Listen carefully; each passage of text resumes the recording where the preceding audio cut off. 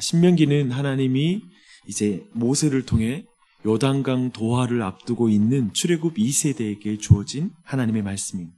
근데 그 내용을 한 줄로 요약하면 언약에 신실하라라는 말씀입니다. 신명기는 기본적으로 10계명을 포함하여 그것을 확대한 그 율법집 그리고 설교집이라고 이해할 수가 있습니다. 그렇기 때문에 우리가 지난 몇 주간 나눴던 최근에 설교했던 내용들과 그 내용들이 원리적으로 다 연결이 됩니다. 그래서 모세의 설교와 율법 설명은 모두 하나님 사랑과 이웃 사랑과 연관된다고 보시면 됩니다. 그렇게 보면 우리는 신명기를 통해서 하나님 사랑과 이웃 사랑을 행하는 그 사랑의 나라, 그 특별한 나라에 대한 법인 것이죠. 이스라엘은 그런 나라입니다. 예를 들어 우리 모두는 종교다원주의 사회에서 살고 있습니다. 모든 종교가 존중받는 그러한 나라이죠. 그래서 사회의 모든 활동에서 기독교만 따로 특혜를 받을 수가 없습니다. 공교육에서도 기독교 세계관으로 가르쳐달라는 요구를 할 수가 없습니다. 그렇다면 모든 종교에 대한 내용을 그대로 받아서 교육해야 되기 때문에 따로 그렇게 구별해서 특혜를 줄 수가 없습니다. 그래서 우리는 한 번쯤은 기독교의 말씀과 그 법 아래에서 움직이는 그런 나라에서 한번 살아봤으면 좋겠다라고 이렇게 생각할 때가 있죠. 그래서 모든 사회가 성경의 원리에 따라 움직이는 그런 나라 말입니다. 근데 그렇게 되면 아마도 우리 안에 어떤 신앙적인 갈등, 신앙적인 것 때문에 불편함은 없을 것 같다는 그런 생각이 들 것입니다. 그런데 역사적으로 그렇게 시행된 나라가 있었는데 바로 그것이 이스라엘이었다는 것입니다. 그래서 우리는 그런 의미에서 좀 긍정적으로 궁금해지죠. 구체적으로 하나님 사랑과 이웃 사랑이 법인 나라는 어떤 나라일까? 한 번이라도 그런 나라에 가서 좀 살아봤으면 좋겠는데 좀 이스라엘은 쉽게 말하면 그런 나라란 말입니다. 그래서 특별히 이제 12장부터 26장까지는 율법 모음집인데요. 예를 들면 율법에 따라서 구체적으로 사회는 이렇게 시행돼야 된다. 법과 어떤 제도들이 어떻게 진행돼야 되는지를 보여주는 게 12장부터 26장의 내용입니다. 근데 이 26장, 이 내용들을 볼 수 있는 원리적인 관점들을 제가 오늘 두 가지를 여러분과 나누고 같이 기도했으면 좋겠습니다. 첫 번째로는 이 율법 모두를 10계명의 확장으로 연결시켜서 볼 필요가 있다는 것입니다. 그때 이 모든 내용이 잘 이해가 됩니다. 학자 중에는 12장부터 25장까지 26장까지 구조적으로 10계명의 순서대로 써졌다라고 주장하는 그런 학자들이 있습니다. 그 정도로 그 내용들을 사실상 구분할 수 있는 내용들의 특징들이 있습니다. 이렇게 보면 여러분 좀 이 내용 보기 쉽겠죠. 12장부터 쭉 지금 읽어가고 있는 통독을 하고 있는데 10계명이 순서대로 됐다고 하면서 본다면 아마도 이 내용들이 좀 더 이해가 될 것입니다. 그런데 여기에 좀 반대하는 그런 의견도 있습니다. 좀 그렇게 보기에는 좀 어려운 내용들이 있다는 것이죠. 예를 들면 10계명을 순차적으로 해설하고 있지 않게 보이는 부분들이 있기 때문에 그렇습니다. 어제 통독한 말씀이긴 하지만요. 23장 말씀을 한번 볼게요. 23장은 1계명과 관련된 내용으로 시작됩니다. 예배와 관련된 내용입니다.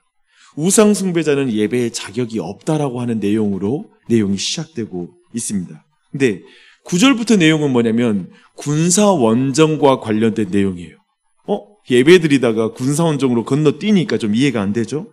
그리고 나서 8계명인 도둑질하지 말라는 규정으로 이제 넘어갑니다. 얼핏 보면 이게 지금 10계명 순서대로 됐다, 그 주제로 확장됐다라는 게 이해가 안 되죠. 그렇죠? 그게 안 맞는 것 같아요. 하지만 이런 주제들이 어떻게 연결되었는지를 살펴보면 거기에서 굉장히 중요한 영적 교훈과 우리에게 실질적으로 이해가 되는 대목들이 있습니다. 오늘 그 자세한 내용은 살피지 않을 거예요. 다만 23장만 우리가 본다면 전체를 관통하는 한 가지 중요한 주제가 있습니다. 이것입니다. 하나님이 나에게 충만히 임재하실 수 있도록 거룩하라. 거룩한 사람이 되어야 된다라는 이것입니다. 이것을 하나님의 사랑의 관점으로 여러 주제를 꿰고 있어요. 그리고 이웃사랑의 관점으로 이 주제들을 계속 꿰고 있습니다. 그래서 우리 눈에는 1계명을 다루다가 8계명으로 건너뛰는 것 같고 2계명을 다루다가 6계명으로 건너뛰는 것 같은 이런 느낌이 드는데 사실은 도리어 하나님 사랑은 이렇게 이웃 사랑하고 연결된다. 이 주제를 이런 식으로 깨는 거예요.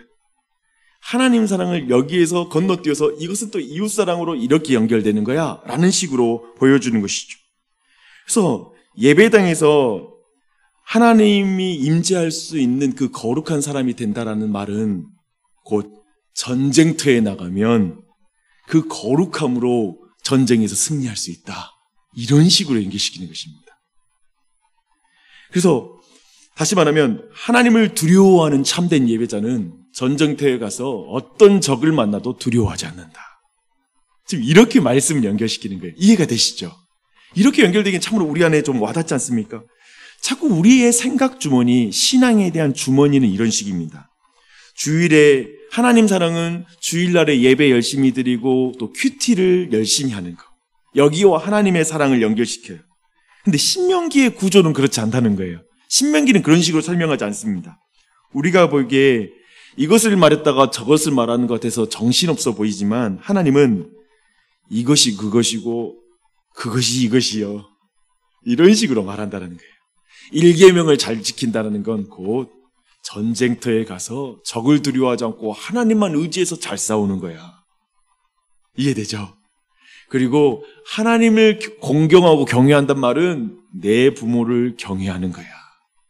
이렇게 왔다 갔다 하는 듯해 보이지만 신앙은 이렇게 다 하나님 사랑과 이웃 사랑이 연결되어 있어 라는 걸 말하는 것이죠. 우리 2주 전에 했던 설교 말씀 기억나시죠? 우리가 서로 사랑하는 것이 하나님 사랑하는 거예요.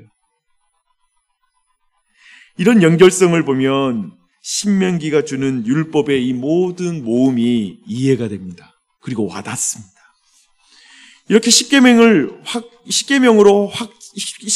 확장으로 율법 모음을 이해하면 그리고 그 연결성을 생각하면 오늘 신명기 통독이 즐거워지고 이해가 더 빠를 것입니다.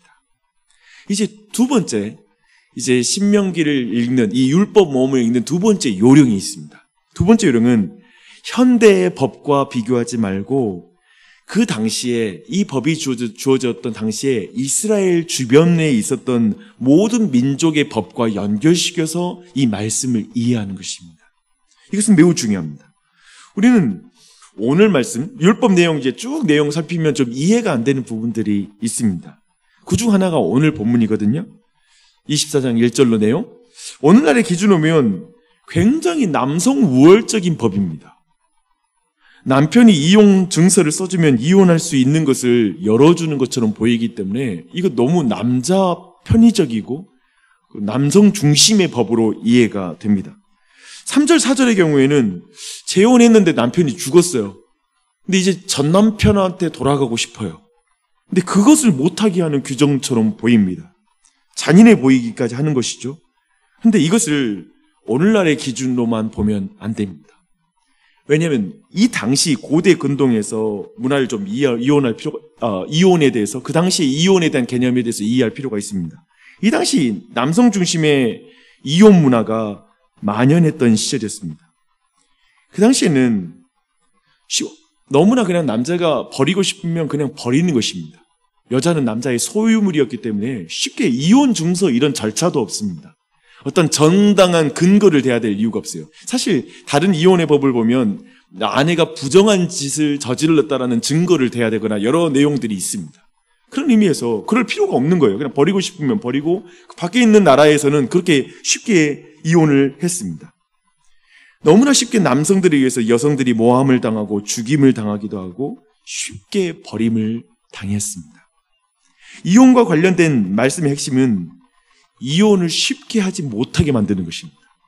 그 당시의 기준으로 보면 이혼 증서를 쓸 의무를 명하는 것도 사실 하나님께서 이혼을 승인했다라는 의미가 아니라 인간의 죄성으로 말미암아 쉽게 이혼하고 버리고 하는 일을 방지하기 위해서 하셨다라는 것을 이제 구주 예수님께서 마태복음 19장 7절에서 9절에서 말씀하고 있습니다. 그런 의도였지 마음대로 이혼하는데 이것을 또 이용하라 그런 의도가 아니었다라는 것이죠. 이렇게 24장은 사실 사회적인 약자인 여성에 대한 말씀으로 쭉 이야기를 시작해 나갑니다. 앞의 내용과 이어볼까요? 아까 23장 내용 봤잖아요. 그 내용과 이어보면 크고 강하신 위대한 만군의 여호와 하나님과 동행하는 사람은 반드시 여성을 보호할 줄 아는 사람이 돼야 된다라는 말씀인 것입니다. 또 연결해 볼까요? 그 앞의 내용과 하나님을 경외하고 하나님을 두려워한 거룩한 예배자는 전쟁에 나가서 오직 여호와만을 의지하는 거룩한 용사가 돼야 된다. 근데 그 강한 자 앞에 주눅들지 않고 싸울 줄 아는, 하나님을 두려워하면서 모든 강한 자 앞에 진짜 강한 자가 되는 사람은 사회적인 약자인 여자를 보호할 줄 알아야 된다. 여성을 쉽게 버릴 수 없다. 이렇게 말하는 것이죠. 집에 가서 여성을 쉽게 때리고, 전쟁터에서 그 강한 자에게 담대 거룩한 사람은 집에 가서 그 약한 여성을 때릴 수 없다. 쉽게 말하면 그런 내용인 것이죠. 책임감 있는 가장이 되어야 한다라는 말로 이어집니다. 그리고 나서 5절로 이어지는 내용, 오늘 말씀 24장 5절로 이어지는 내용들은요, 결혼하고 1년 된 자는 군대에 소집하지 말래요. 도대체 역사상 이런 규정을 가진 나라는 존재하지 않아요. 그 당시 고대 근동에서. 결혼의 기쁨, 부부의 소중함을 지켜주기 위해. 그리고 이제 자식 없이 이 여성은 결혼을 했는데 남편이 전쟁터에 나가서 죽은 거예요. 그러면 그 여성은 이제 모든 경제적인 소득이 사라지고 절망적인 상황에 처해지거든요. 그렇게 하지 말라는 거예요. 이 또한 남성만이 아니라 여성을 보호하는 말씀입니다. 이어서 6절과 그리고 10절 그 이후 17절은 채무자에게 담보를 취하는 것을 금지하는 것입니다. 첫째, 생계와 관련된 담보는 취하지 말아라. 맷돌 돌리잖아요. 맷돌을 짝을 뺏진 말라는 거예요. 그건 먹고 사는 문제라는 거예요. 이런 말씀을 말씀하고 있습니다. 담보물은 채무자가 결정하게 만들어라는 법을 가지고 있습니다. 당시에 이런 게 없죠. 그냥 채무자가 왜 담보물을 결정해요? 이제 채권자가 모든 걸 그냥 취하는 거죠. 딱지를 붙여서 마음대로 취하게 만드는 것이죠. 그 당시는 살지도 못하게 만들어버리는 거. 하나님은 이렇게 보호하세요. 과부의 옷을 담보로 잡지 말라고 말하고 있습니다. 곡식을 베고 포도를 딸 때에는 가난한 자를 위해서 남겨두라고 말하고 있습니다. 한번 쭉 내용을 한번 종합해 볼까요? 강하신 하나님과 동행하는 사람은 약한 자를 돌볼 줄 알아야 된다. 참으로 위대한 하나님과 동행하는 사람은 지극히 작은 자 하나까지도 보살필 줄 알아야 된다. 너가 하나님을 사랑하는 거룩한 사람이 되고 싶냐? 그러면 지극히 작은 자 한 사람까지도 사랑해라. 너가 냉수 한 그릇을 지극히 작은 자와 나누는 것 하나님이 다 보신다. 이렇게 말하는 것이죠. 이 모든 명령들을 배후에 담긴 하나님의 약속이 있음을 꼭 기억하십시오. 말씀대로 이렇게 사람들을 대하면 당장에는 손해보는 것 같아요. 하지만 하나님께서 그 수고와 섬김과 의로움을 분명히 칭찬하시고 상을 내리시겠다고 하시는 약속이 이스라엘에게 주신 법입니다. 그리고 우리에게 주신 법인 줄 믿습니다. 아멘. 그렇게 오늘 말씀을 보십시오. 우리는 세상과 다르게 살아야 합니다. 세상의 법, 고대 근동의 법과 너무나 달랐던 이스라엘의 법이듯이 오늘 우리에게 주신 세 계명은 지금 세상에 사는 방식으로 살지 말라고 도전합니다. 세 계명을 너희에게 주노니 서로 사랑하라. 너희가 서로 사랑하면 세상이 그것을 보고 너희가 내 제자인 줄 알 것이다. 우리는 그 서로 사랑하는 거룩한 삶을 살아가야 됩니다. 그래서 우리가 시간을 쓰는 것, 우리가 물질을 쓰는 것, 모든 영역이 하나하나에 그 모든 하나님 사랑과 이웃 사랑이 배려된 모든 것이 특징적으로 자리 잡는 것이죠.